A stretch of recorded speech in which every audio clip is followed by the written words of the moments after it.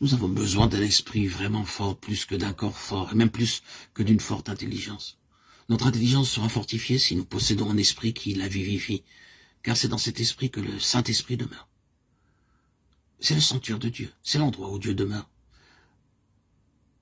Il faut que la force de Dieu toute-puissante entre dans notre esprit jusqu'à ce qu'il soit fortifié dans le Seigneur, dans sa force toute-puissante. Nous sommes si occupés de nos corps, nous désirons tant être fortifiés corporellement.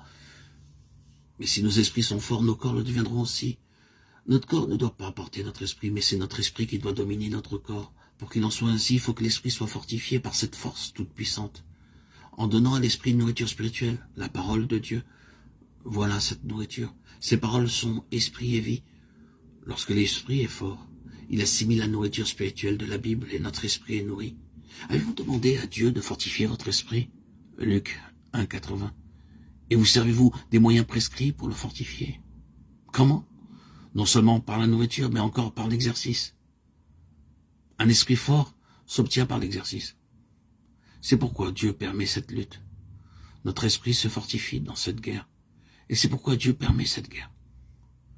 Remarquez encore par quel moyen l'esprit se fortifie dans le Seigneur. Il nous est donné dans le 11e verset de ce chapitre 4 des Éphésiens, revêtez-vous de toutes les armes de Dieu afin que vous puissiez résister.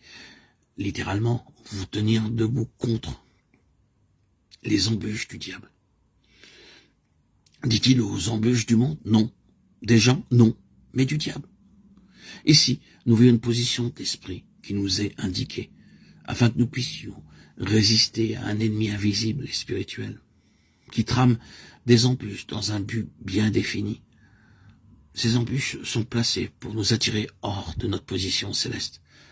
Il y a beaucoup d'enfants de Dieu qui ont été attirés hors de cette position.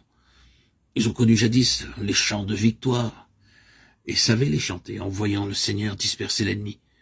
Mais les embûches se sont tramées autour d'eux et le chant de victoire s'est tu. Ces ruses de l'ennemi ont attiré des nuages autour de vous et ont exagéré à vos yeux toute espèce de choses, ont mis toute espèce d'images dans vos imaginations, tramé toutes sortes de pièges pour vous faire sortir de cette position victorieuse. Avez-vous revêtu toute l'armure de Dieu pour résister dans cette position de votre esprit dans le Seigneur contre les embûches du diable?